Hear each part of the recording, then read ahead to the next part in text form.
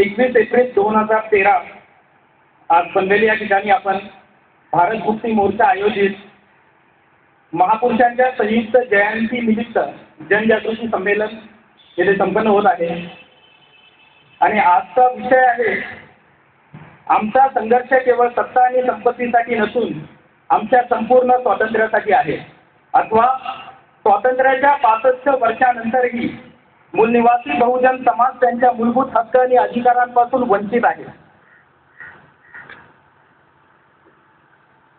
Revolution and counter revolution in India, क्रांती आणि प्रतिक्रांती भारतातील, या पुस्तकामध्ये बाबासाहेब म्हणतात की या भारताचा इतिहास हा रामायण किंवा महाभारताचा इतिहास नव्हे, तर वर्णव्यवस्थेचे समर्थक आणि वर्णव्यवस्थेचे विरोधक यांच्यामध्ये जो हजारो वर्षाचा संघर्ष झाला तो भारताचा खरा इतिहास आहे। जातीयतेचे समर्थक आणि जातीयतेच्या विरोधात लढणारे यांचा जो संघर्ष झाला तो भारताचा खरा इतिहास आहे। आणि या संघर्षाच्या काळामध्ये वेळोवेळी मूलनिवासी बहुजन समाजामध्ये महापुरुष होऊन गेले आणि या महापुरुषांनी या देशातील 6000 जातींना जोडण्याचा प्रयत्न केला होता। आणि हे जोडण्यासाठी त्यांनी आम्हाला एकसंघ करण्यासाठी एक ओळख दिली होती। जसं बुद्धांनी आम्हाला बहुजन म्हणून ओळख दिली, संतांनी आम्हाला वारकरी म्हणून ओळख दिली, कुळवाडी भूषण बहुजन प्रतिपालक छत्रपती शिवाजी महाराज यांनी आम्हाला मावळा म्हणून ओळख दिली। 6000 जातींना जोडून राष्ट्रपिता महात्मा ज्योतिराव फुले यांनी आम्हाला सत्यशोधक म्हणून ओळख दिली। आणि याच बहुजन मूलनिवासी समाजाला एकत्र करण्यासाठी बाबासाहेबांनी संविधानिक तरतूद करून आम्हाला ST, SC, OBC, NT, BSC आणि बीजेएनटी या 6 प्रवर्गामध्ये जोडण्याचा प्रयत्न केला होता। पण आज जर आपण सर्वसाधारणपणे समाजामध्ये बघितलं तर महापुरुषांच्या जातवार जयंत्या होतात, म्हणजे ज्या महापुरुषांनी आपली हयातभर संघर्ष केला जातीयता नष्ट करण्यासाठी, आपण त्यांनाच जातीत बंदिस्त करतो। त्यामुळे भारत मुक्ती मोर्चा आजच्या दिवशी येथे महापुरुषांची सामूहिक जयंती करून समाजाला जोडण्यासाठी व जातीयता नष्ट करण्यासाठी प्रयत्न करत आहे। आपण सर्वसाधारणपणे समाजामध्ये बघतो की जयंत्या सर्वीकडेच चालतात। आता एप्रिलचाच महिना आपण बघितले सर्वीकडेच जयंत्या चालतात, पण त्या जयंत्यांमध्ये आणि भारत मुक्ती मोर्चातर्फे होत असलेल्या आजच्या जयंतीमध्ये मूलभूत फरक आहे।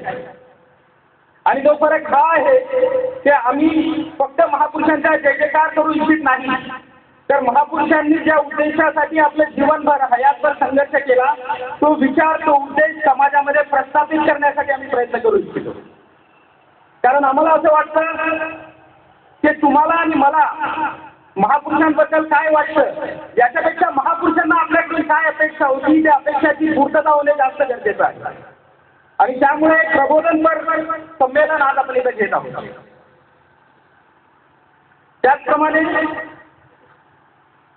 बाबासाहेबांनी जातीयता नष्ट करण्यासाठी एनिलेशन ऑफ कास्ट हा ग्रंथ लिहिला आणि त्या ग्रंथामध्ये बाबासाहेब म्हणाले होते की आय थिंक कि knowing the proper ways and means is more important than knowing the ideal। म्हणजे योग्य मार्ग आणि योग्य पद्धत, योग्य साधन माहिती असणं जास्त गरजेचं आहे।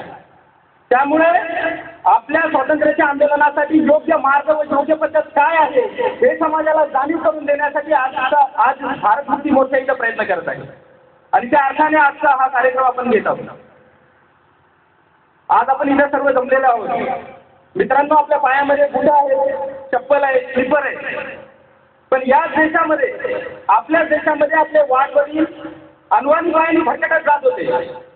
आपल्याच देशामध्ये अनवाणी पायाने भटकत जात होते आणि त्यावेळी महात्मा फुलेंनी एक संकल्प केला होता की हा जो माझा बहुजन मूलनिवासी समाज जो अनवाणी पायाने स्वतःच्याच देशामध्ये भटकत चालला आहे, याची मी उन्नती केल्याशिवाय राहणार नाही, यांना माणसात आणल्याशिवाय राहणार नाही।